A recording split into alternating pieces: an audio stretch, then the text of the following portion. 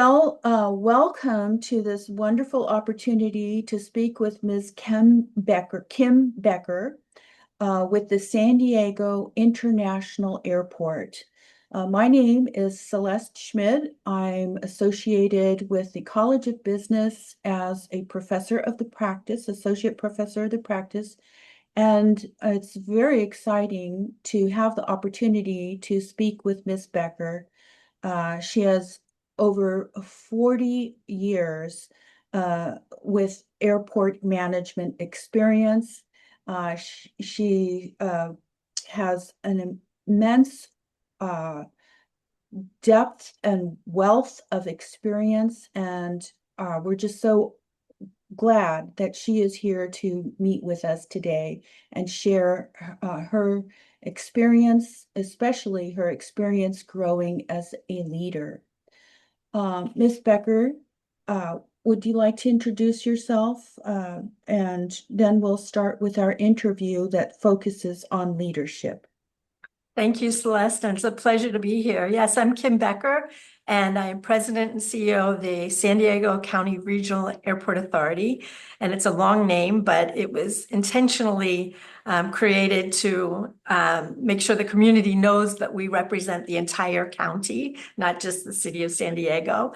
I've been here for about 9 years. I'm about 1 month short of 9 years, and I am retiring after 40 years in the industry next week. So it's a time of great transition right now. Uh, Thank you very much for meeting with us again.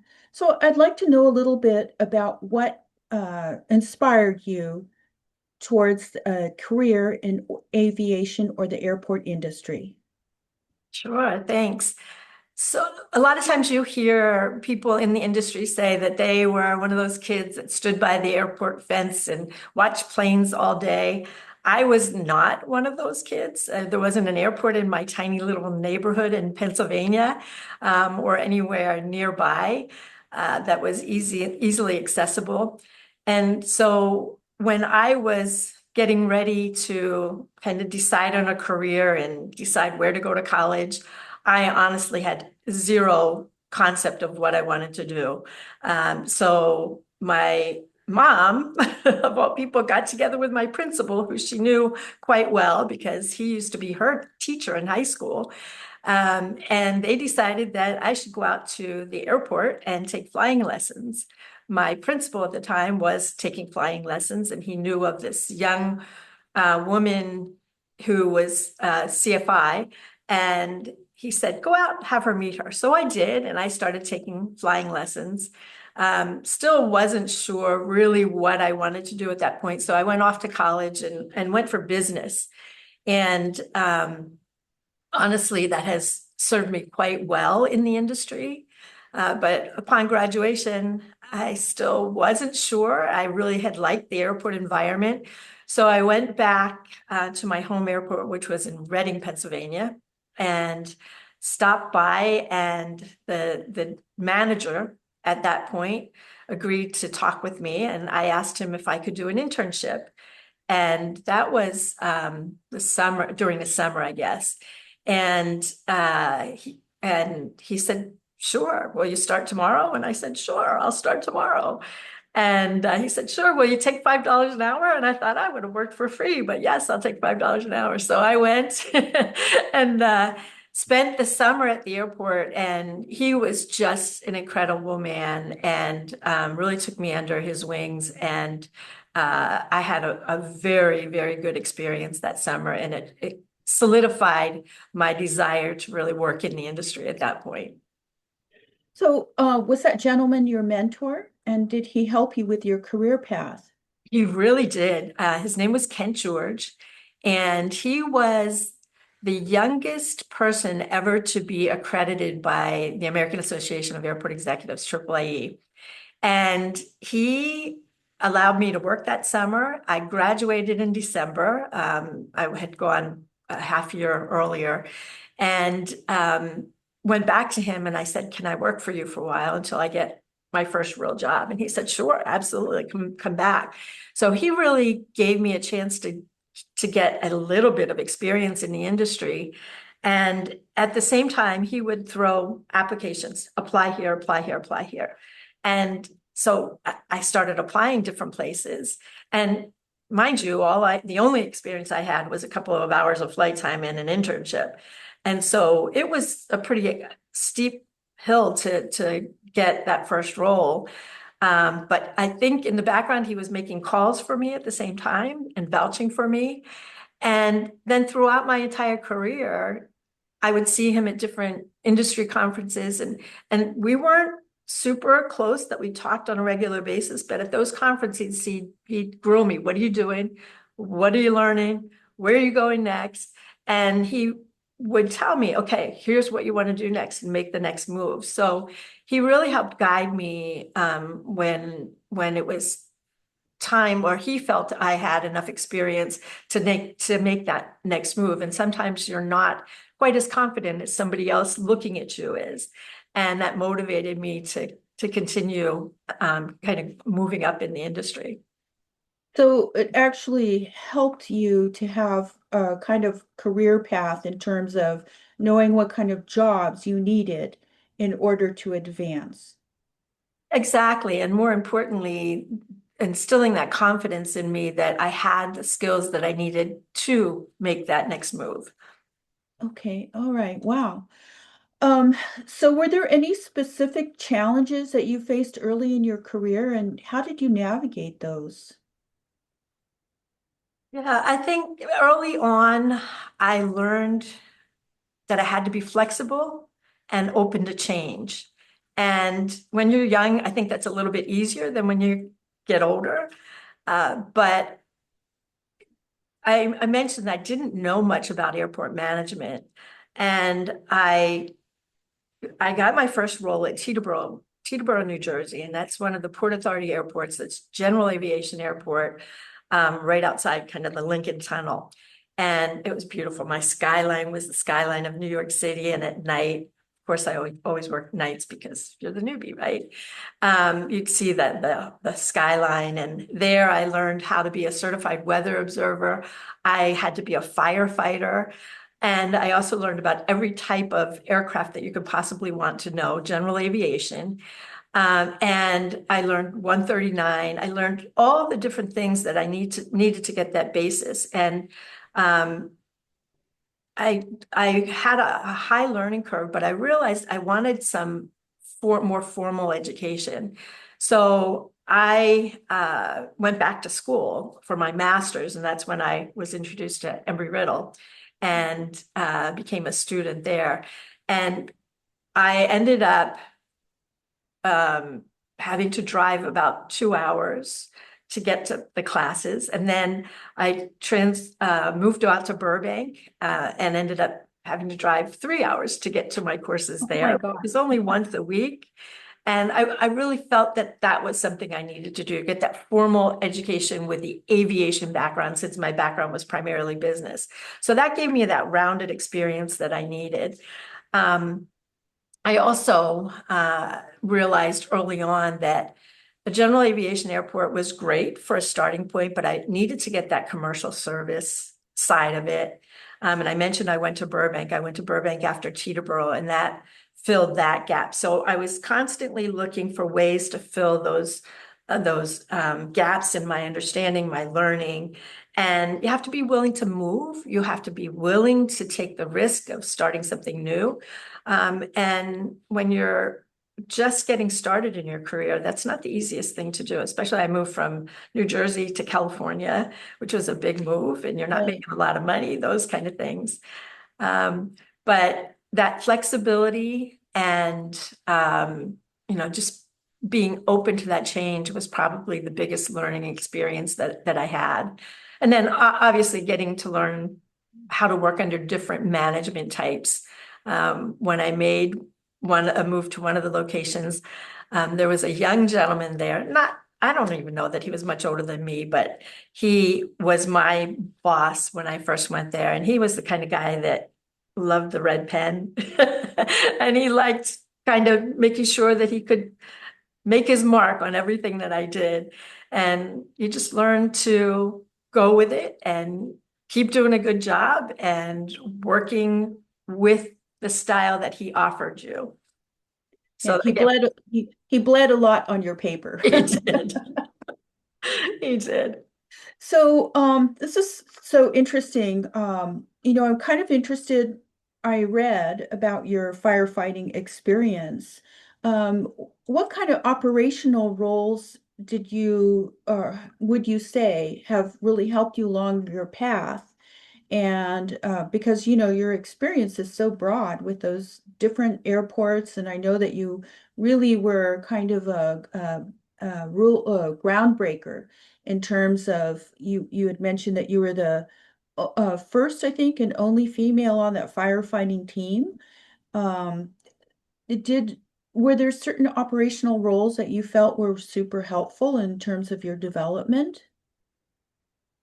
Yes. When I started at Teterboro, I didn't even realize I had to be a firefighter, quite honestly. I was offered the job on a Thursday and I started on a Monday. And I think it's because they needed to fill that spot and they had the fire training coming up, and off I went. And when I when I learned that I had to be a firefighter, I just thought, okay, here we go. And so at that job, it really provided a great insight into airport operations. We we had to do everything. It was a very small operation. There were six what we called operations coordinators, and I think there was four managers or supervisors. And we were out there running the day-to-day with the maintenance crew. So you had your hands on everything. You helped manage the airfield. You worked with the FBOs to make sure that they were operating efficiently. And that gave me that really solid understanding of how an airport works. And I really stuck with the operations end of things, moving up into various roles.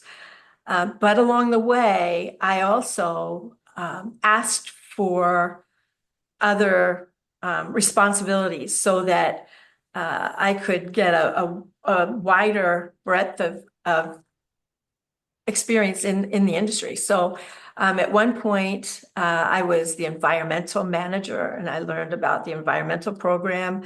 I also worked with the acoustical treatment program. The FAA provides funds for noise sensitive airports to acoustically treat homes in the area. So I was manager of that program, went out in the community, and that's where I learned to have thick skin. Went out to the community and had to make sure that I could talk to them about the importance of the airport and have enough empathy to understand the impacts of the airport on the community and their homes. So that was a good learning experience. Also, when I went to Burbank, this is so many years ago, they were just setting up their operations department. So I had the ability at that point to write manuals and put policies and procedures in place and procedural documents. Really had to dive in deep to be able to do that. So I guess the key is being open to the experiences and reaching out and making sure that you let the supervisors, the management of the organization know that you're willing to try new things and willing to take on things that maybe you're not quite as proficient in.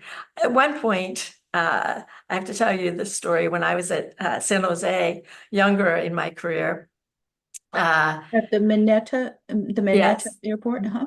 yes, Mineta San Jose International Airport. The director there, wonderful man, his name is Ralph Townsend, and he just was one of those managers that was very inclusive, collaborative, really worked with the staff, knew everybody's names, and I liked the style that he brought to the organization, and I tried to emulate that as much as I could in the future. But he would tell me, Kim, why don't you take IT? And IT, as long as my computer works, I don't want to touch anything. I don't even want to unplug a cord because I wouldn't know what to do with it. And I told him, no, that's the one one time I said, nah, that's not a good idea. And he asked me for probably 6 months every time he'd see me, why don't you take IT? One day he called me in his office, said, have a seat. So I sat down, we started chatting, and he started to talk about this IT thing again. I said, that's a big mistake. This organization needs somebody other than me. And he says, well, I don't agree. And he says, turn around. I'd like to introduce you to your staff. He had taken the entire IT staff, brought them in his office. And Wow. I turned around and I said, oh, Lord, help you all. That's all I said. But I understood what, I guess, being a true manager at that point. I did not know the nuts and bolts whatsoever, but you learn to set the stage for what has to happen. You learn to hire the right people. You learn to use the skills of the individuals that are there, and you provide direction. You don't have to be the one that does all the nuts and bolts of the thing. And I made it through, and they survived, and the program is still okay. It was not my favorite assignment. So that experience really sounds like, you had a transformative leadership style and you really encouraged collaboration. Are there specific kinds of activities or strategies that you use to make that happen that way? To build a trust with the team? Yeah, so when I first became the number one position, even earlier in the career, but in San Jose, I'd been there for many years, and I ended up in the number one position as airport director. And there was about 250 employees. And so it was a small organization. I had been there for a very long time, and I knew everyone. And it was much easier to create that truly a family-like atmosphere. Transitioned down to San Diego. When I came here, the organization was almost twice as large. I think at that time we had about 420 employees. We have 500 now. And it was quite a different environment. And I recognized very early on that one of my biggest challenges was going to be to try to bring that collaborative environment, to bring working together a little bit closer. It was a little bit siloed when I got here, where the departments were working within their own areas, but not doing as much outreach and collaboration as I wanted to. So they had just had the strategic plan initiated or developed right before I got here. And I recognized that it was based on departments. It was very hierarchical and based on the various departments. And so what I did was immediately rearrange the strategic plan to focus on focus areas. So rather than a department being responsible for something, we created focus areas, things like, boy, I have to go back in time, but advancing Maybe. the development plan and making sure we had the right funding and making sure we worked with the employees to encourage growth. Those are things that could be cross-departmental.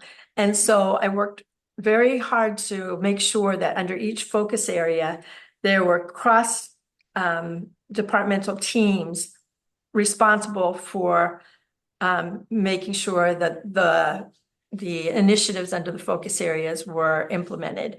And that started the process. And then I started this real strong push on the culture. And we developed mindsets. And the mindsets were things like collaboration, inclusion, thoughtful decision-making, listening, and believing the best in one another. And we made those part of the day-to-day discussions. We came to work, and I tried to explain them as like, these are the things you learn in kindergarten. You learn to listen in kindergarten. Just when you come to work and you're across the table from someone, listen to them, hear what they have to say. Don't be thinking about your answers. work together to find solutions um, with other people. Make sure you reach out to the stakeholders, a broad range of stakeholders. And then we moved into our current building about 2 years ago, and we created a collaboration staircase right outside where it's a wide open staircase, and we've got many different departments on 4 different floors.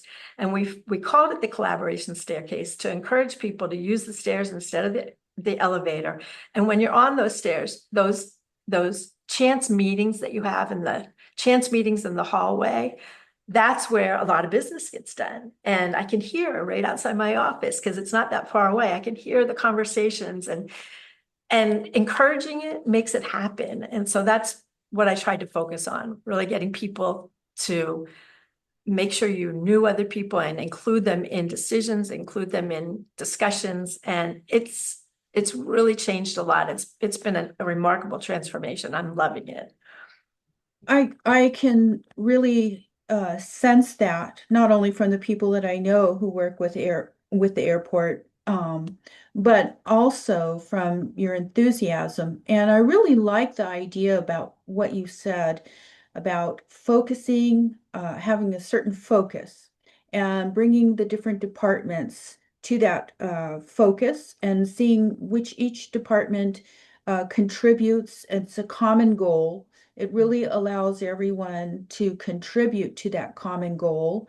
And, surprisingly, the DuPont safety process states that you should always include someone from outside of the department when doing a safety inspection, because those new eyes see things differently that those in the department may have overlooked. So I can see how that really works super well, and creating the opportunity through the collaborative staircase.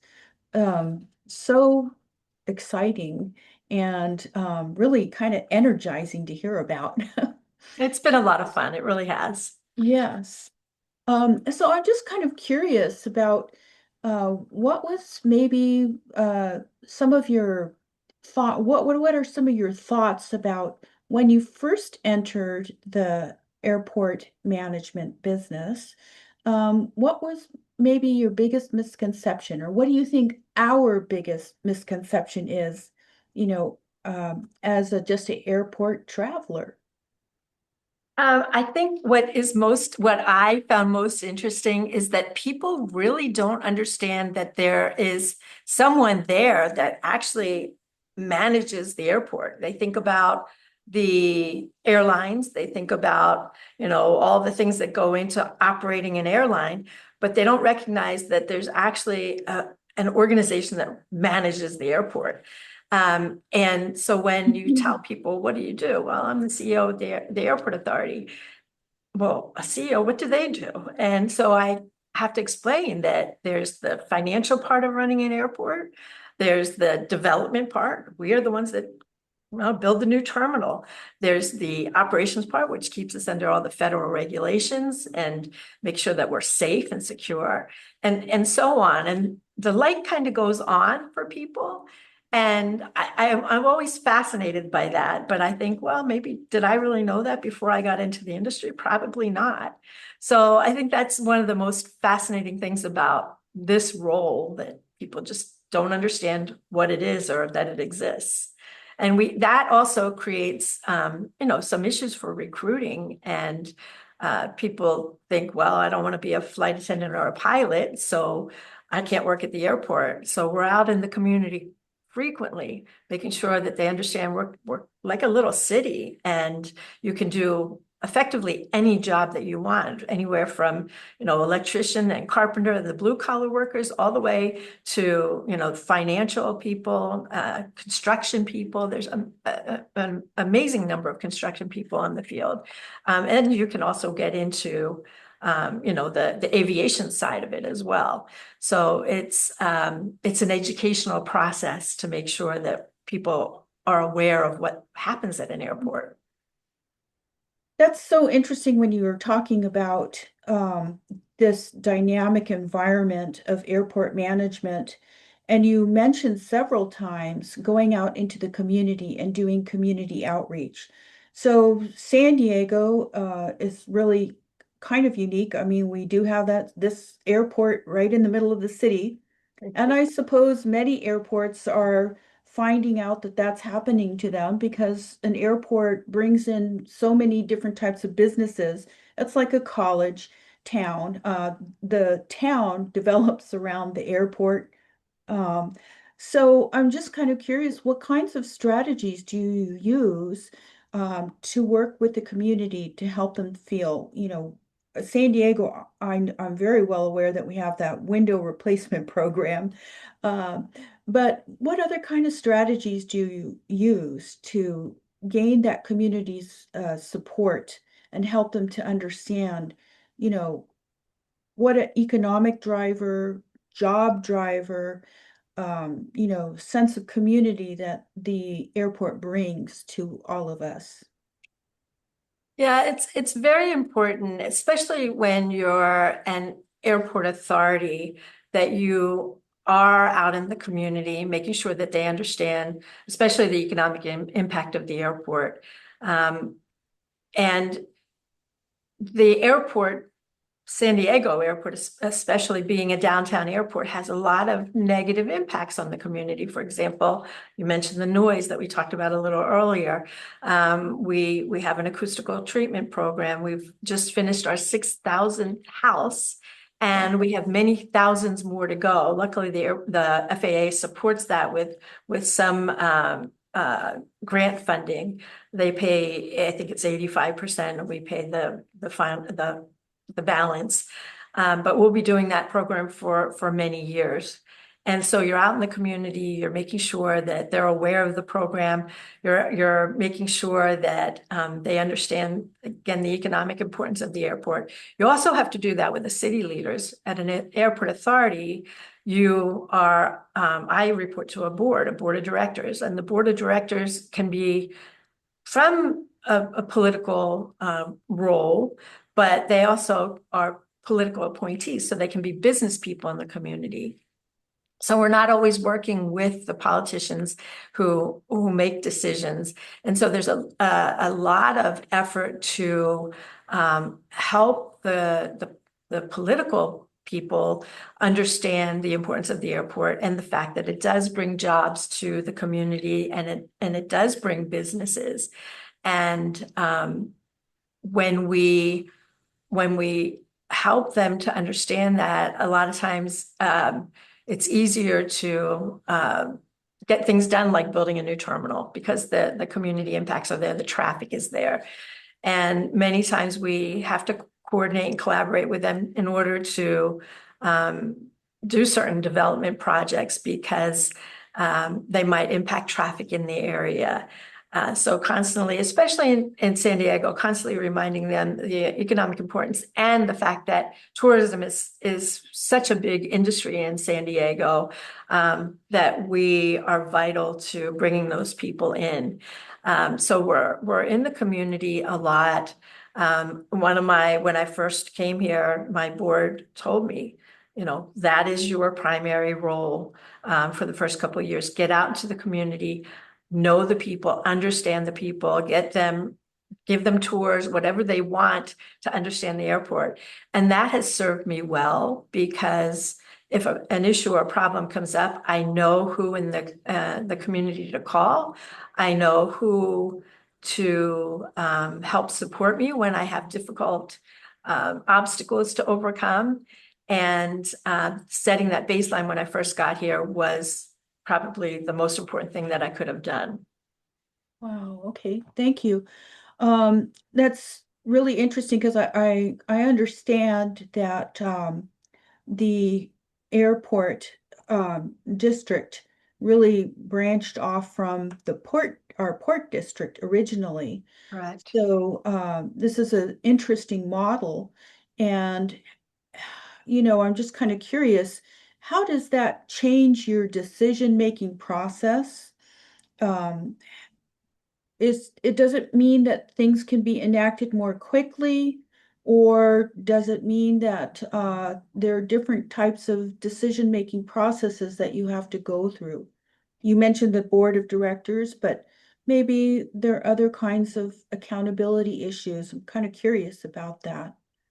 Yes, so I always worked for, well, I shouldn't say always, but for 22 years, I worked for a city-run airport, and we were a department of the city. So when you're a department of the city, you report to a city manager, and then the city manager is really the direct link to the council, city council. And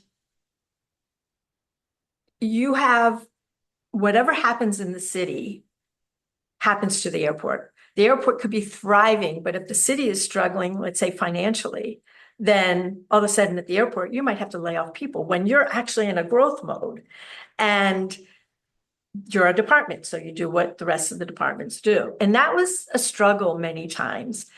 I came to the airport authority and when I left San Jose, my goal was to come to an airport authority at an airport that was very well respected in a city that I would love living in. And San Diego checked all those boxes by far. Coming to an airport authority, the first time they put something in front of me to sign, it was for multi-million dollars. And I said, I can't sign this. They said, what do you mean you can't sign this? And they said, yeah, you have all this authority to be able to sign these things. And I thought, oh boy, I'm in a new world now. And the autonomy that you get by working at an airport authority is so great. The primary differences are you do it all here. You have the HR team in a city, they have that. Many cities, not every airport, but my experience. You have the entire development process. A lot of times the public works department does some of that work. You have procurement, you have the legal department right here. And there I was responsible for all these things that I had the city to rely on before. So it was a big jump for me to be able to work in that environment. But the freedom and the flexibility to be able to make decisions quickly and to plan your own destiny really was so much greater with an airport authority than I ever had with the city. There were different kinds of challenges there, and it was difficult in a different way than the airport authority. But I think with the authority, you get all the risks, all the rewards, and that responsibility lies squarely on your shoulders. And the board of directors, they have other jobs, and so they're checking in. You have a lot more flexibility. You learn that you pick up the phone when you need to run something by someone, and it's not 15 steps of a process that you have to go in. So the autonomy for an airport authority is just a powerful thing. Wow, wow. Exciting and a little scary. It was at first, yes. But you've always seemed to be a person who's willing to take a new challenge. So I'm just kind of curious, this Terminal 1 project has been so massive, not just to the airport, but to the entire community.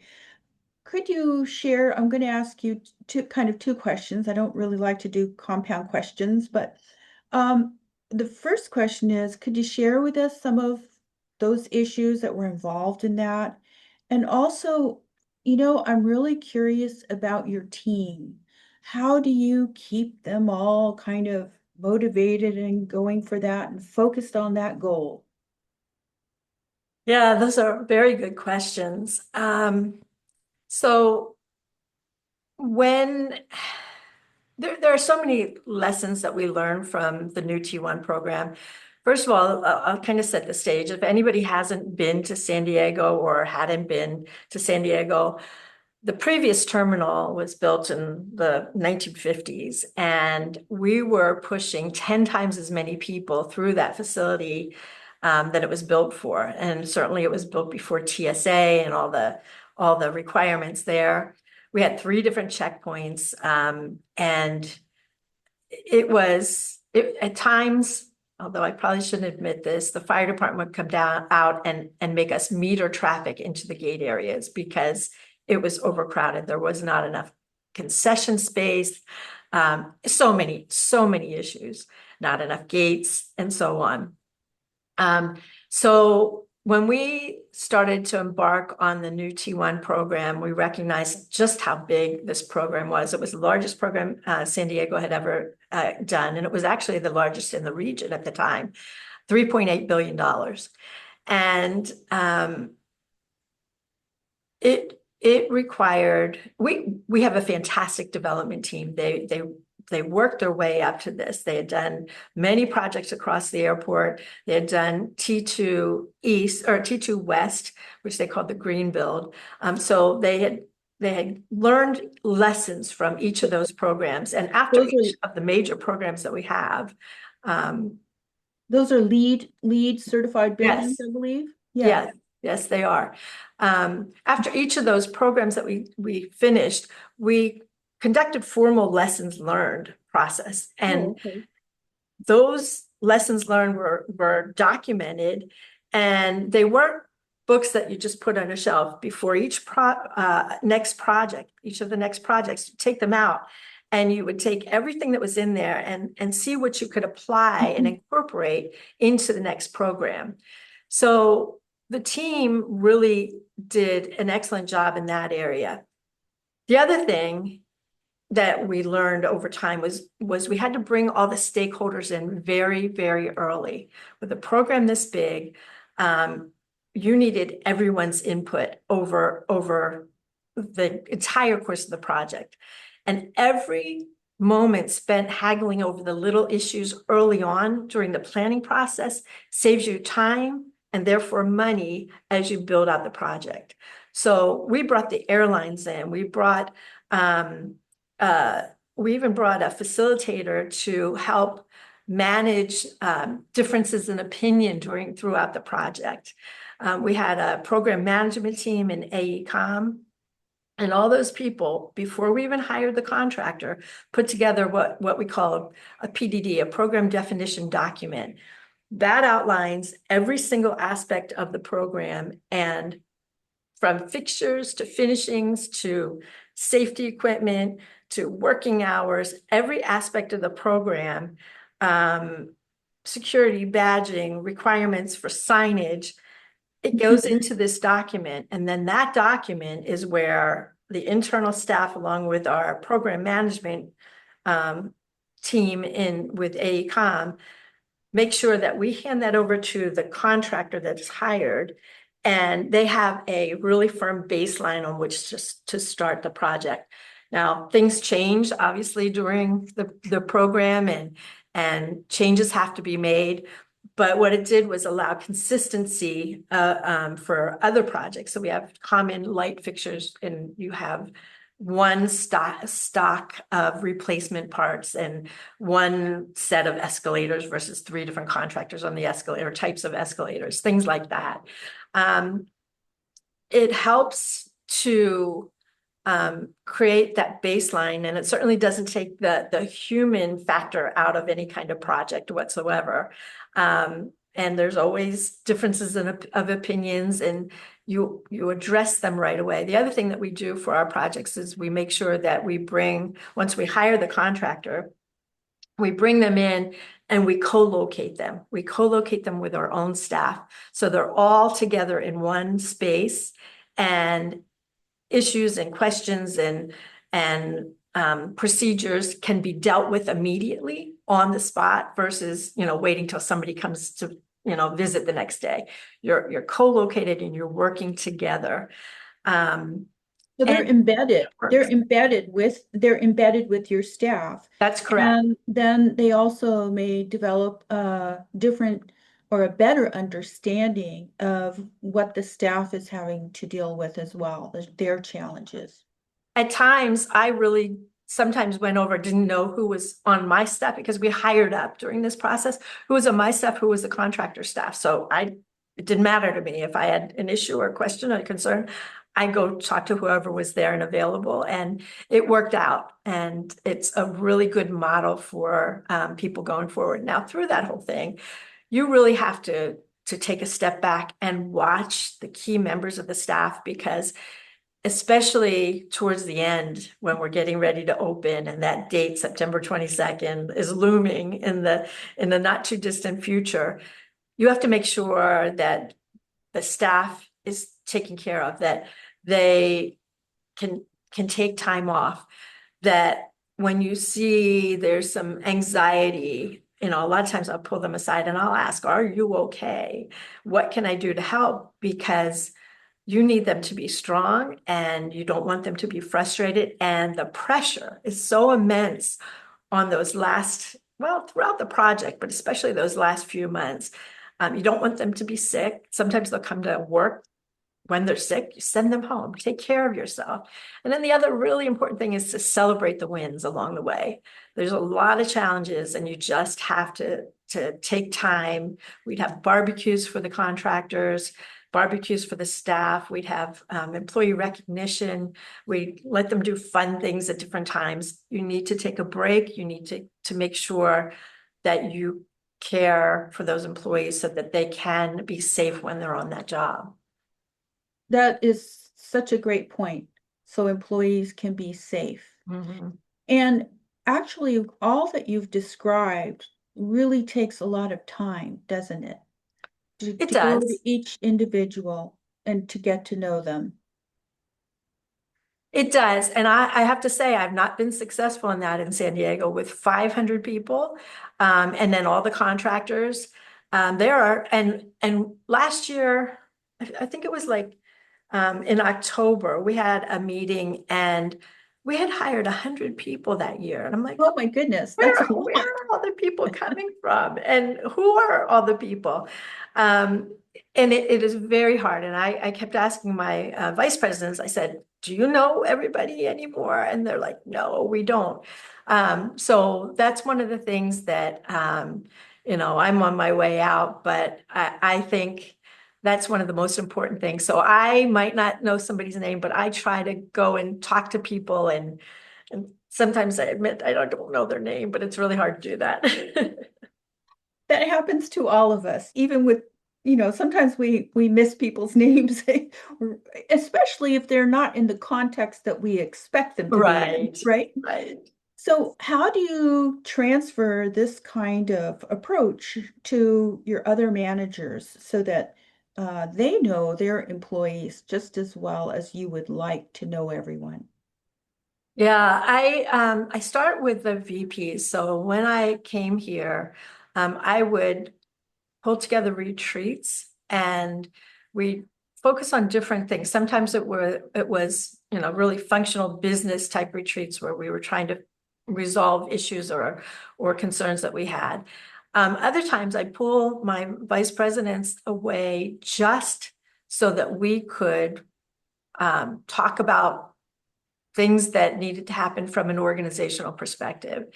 And through that, we we we created the mindsets, we created the focus areas, and the team started seeing that the executive leadership team, myself, my VPs, were a much more cohesive unit and more approachable. And I made sure that those things filtered down into the organization. For example, when we had the mindsets, the things you learn in kindergarten, I'd see people rolling their eyes and, oh gosh, here we go again, another, flavor of the month. But we'd use the mindsets in conversation. Like if people were struggling, remember, believe the best in one another, and listen to what everyone has to say. So you'd use them in normal day-to-day conversation. And then we also took the step of incorporating into coaching plans. We don't have appraisals or reviews, we have coaching conversations. Oh, The coaching conversations cool. happen. Yeah, it's a different approach. And we're going to change it again because coaching conversation is more about how you help someone to get through conflicts, to help, get to the next level in their career, and do things exactly that we're talking about. How do you engage with the organization better and your peers better?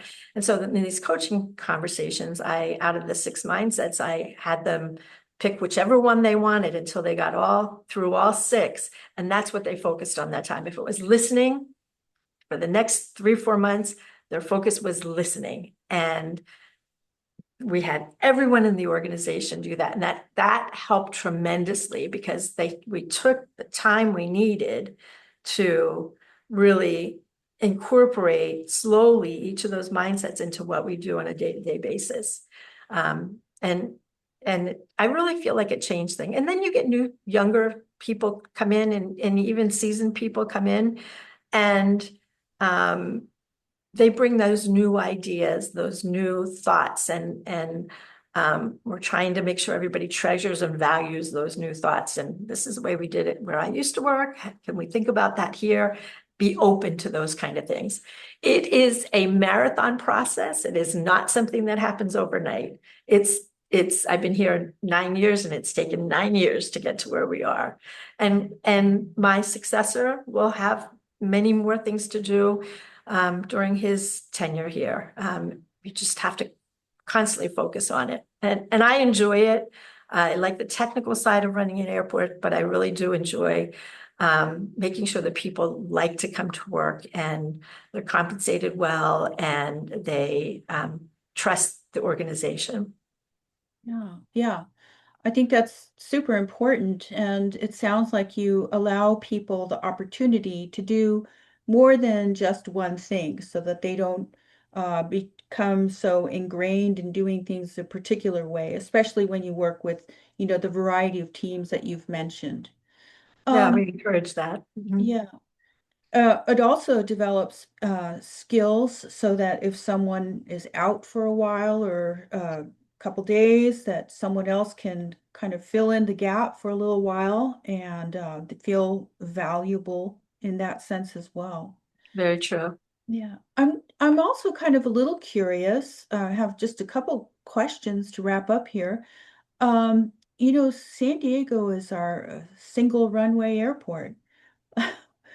um, because of you, we are not a city that wants to build an airport somewhere else anymore because we see that things are run very efficiently and we've been able to do a lot. But what are some of the challenges that come along with that kind of setup? There's limited room to grow, so that I guess means you have to be more efficient in other ways. That is so true. Yeah, when the airport and the port separated, the first job of the airport authority was to find another location for a replacement airport or an additional airport. And so they did all the study and they found one location in the entire region that might work, and that was up at Miramar, Miramar. right? Yeah. Miramar. And the community voted on it and they voted not to move there. Um, and that has created the future of San Diego International here at this airport, this location. We're 661 acres. We always tease that we never round off that 1 acre at the end because we need that 1 acre. Lots of challenges come with that. Our forecasts indicated that we would reach impact in terms of delays in about 2035, but it's 2026 and we're starting to feel the pressure of that single runway. And that is the biggest potential for us right now. It's the delays. And as a result of that, we have to do a lot more communication to the traveling public. Not only the airlines communicate, but we do. We're on social media everywhere. Hey, ground stop in effect today.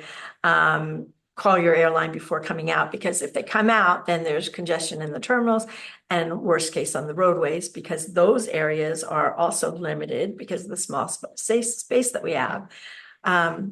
whenever we do any kind of construction projects, you have to move something out of the way to build something else. So we have a 20-year capital plan that kind of looks at all the things that we have to look at in the future. And it's constantly being modified and changed because of situational issues. For example, the TNCs came in, and go figure, all of a sudden you have all this need for additional holding lots for the TNCs, things Could like you, that. so sorry, I'm not familiar with that Oh, acronym. Do you mind? sorry, it's Transportation Network Company, Oh, and it's okay. for Ubers and Lyfts and Oh, that kind of thing. The peer-to-peer ride sharing. okay. And if I do that again, please stop me, because No problem. airports and acronyms. One of the other significant challenges is major maintenance. When we have to do any kind of work on the runways or taxiways, we have to have hard closures.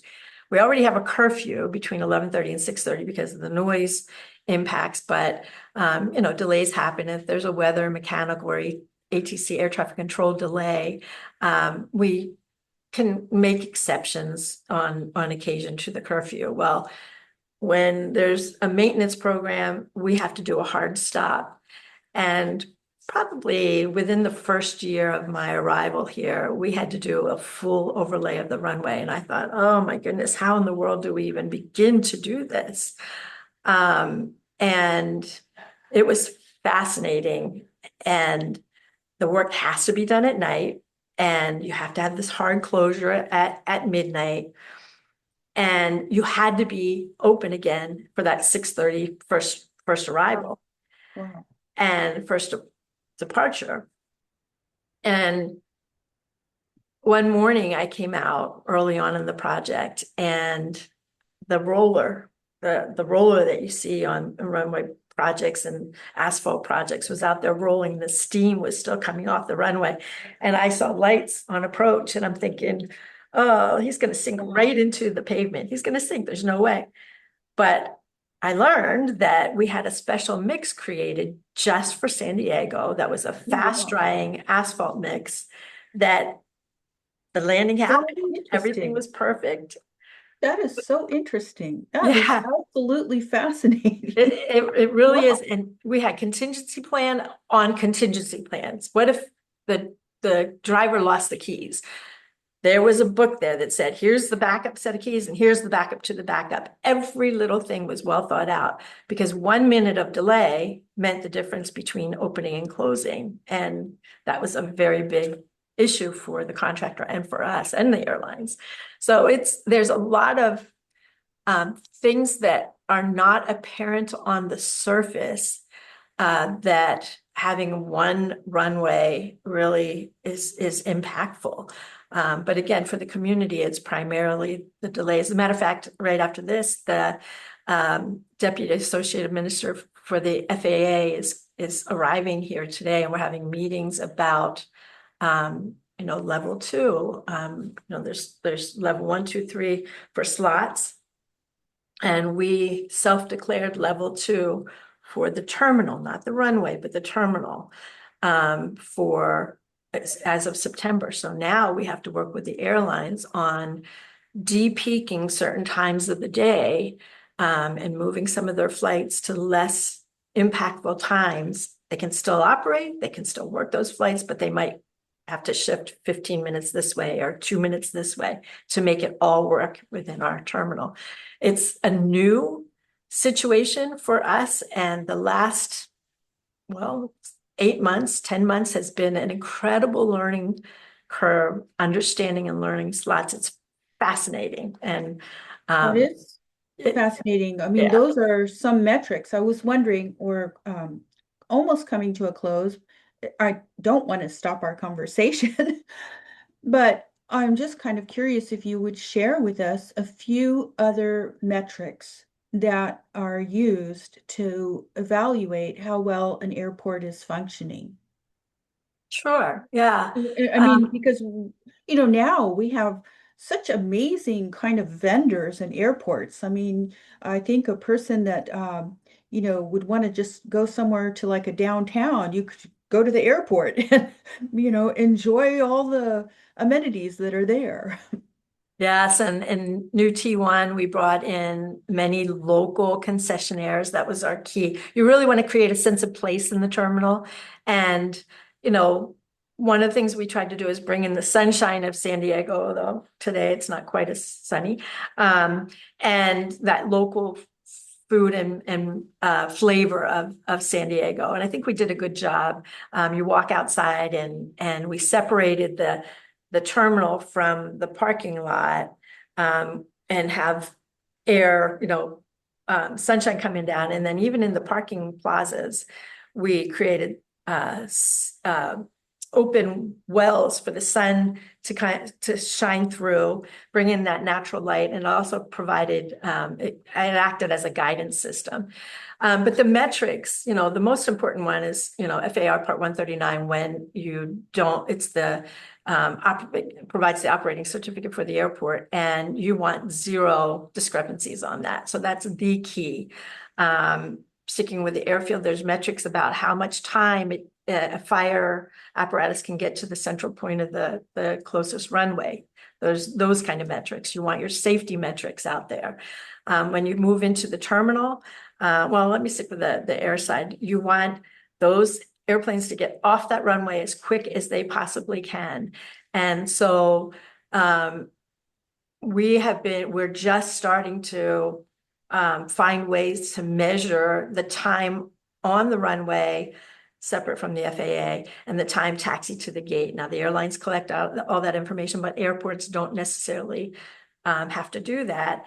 And with the fact that I've tasked the operations team with trying to shave off even 2 seconds of time on that taxi time, or on, getting on or off a gate, because those seconds add up during the day and can create the difference between a delayed operation and an on-time operation, and having a few more flights be able to land during the day. When you come into the terminal, there's simple things like how long it takes to serve a meal to somebody waiting for their meal. It's different from working in the community. In the community, they can sit down, have a drink, and, be leisurely. Here, they're trying to get that flight. So we're making sure the concessions operate very quickly and still serve a very good product. You've got metrics like how much wait time for the TSA, and the lines there. On the roadways, you have how long it takes to get from curb to the gate, how much space that you need for cars to park on the curb, how much space you need for the taxis, how much space you need for the TNCs. So everything is a metric at the airport. Everything is measured. Wow. And That's so all of that data, you collect all of that data, and we it's all, collect yeah. and plan against that data. Wow. And we are there's the strategic plan. One of the things we're focused on this time is really looking at what those KPIs should be. And there's a couple other airports that are doing the same thing. So we're really working to share information, and we're trying to develop ours independently and then share with them. But we're trying to be, one of our goals is to be a data-driven decision-making, more focused on that. And I have to say, we're not great at it yet, but we're working tirelessly to get there. So math counts. Yes. Math counts, stats count. So wrapping up our interview, I'd like to know what kind of advice you'd give to anyone who's looking for a career in airport management. Uh, you know, whether they're just starting out or whether they're looking for a change of career. I will start with saying it is probably the most fascinating, dynamic career you could ever want to have. You get to experience so many different aspects of the job, and every single day is different. So you will never be bored in this role. you get to travel. If there's an air service department, they go out and recruit airlines from all over the world. That's probably the best job because you do get to travel internationally. You get to travel all over the world, meet with airlines and encourage them, tell them all the reasons they should fly into San Diego versus another location. And you're competing with every airport across the world for that one plane. Wow. Wow. Fascinating job. Yeah. So it's a fantastic job. Now, I would say if you're trying to break in, get an internship. An internship is absolutely critical for having that baseline experience. Join ACI, there's student chapters, there's grants to attend conferences, the same with AAAE. I think you guys have a student chapter of AAAE, if I'm not mistaken. Yep. I think so. Yeah. When you are starting in the role or seeking to get in the role, ask questions. When you're new to a role, asking questions is natural. And after, a year, people think, oh, you should know that. You should still ask questions. Always ask questions to learn, to understand. I try to lead meetings by asking more questions than giving advice because as soon as I say something, that's it, the conversation's over. So ask questions. Even the obvious. Even the obvious, yes. And I know this sounds basic, but show up on time, dress appropriately, and participate fully. Those are the things that people notice, and it makes a difference. Wow. Participate fully. Yeah. We really need to focus on that, especially considering how our technology is always distracting us. True. And I do notice that there are many internships posted on the San Diego International Airport website. So I see that you really are offering so many opportunities to grow. It is, and it's, I think the application season is still open. It's usually very short. We get a tremendous amount of applicants. And the nice part is we try to hire. We've hired several interns over the last couple of years, and they're excelling in the organization. It's really fun to see that happen. Wow. Well, uh, you know, we've come to our time of closure. I'm disappointed because there's so much to learn from you, and I'm just so grateful. And we all are very grateful for you sharing this really in-depth look at airport management. And, now that you're moving on to a different stage, what are your plans to wrap up with? Well, I tell everybody I'm learning to be spontaneous because your life is so planned out when you're in airports. You have to adjust on the fly, but your schedule is so dictated. So I'm going to learn to be spontaneous, try to figure out who I am outside of work. And I'll do some traveling, visiting my family, my kids, just kind of the things you do in retirement. And who knows, I've already been offered 2 consulting roles. I don't see Oh my myself doing that, but because I'd stay right here because I love it. But yeah, it's going to be exciting and a big transition for me. So you do plan on staying in San Diego. We For can't now, lose you. yeah. We can't lose you, Kim. Thank you. Thank you. So again, thank you so very much for your time.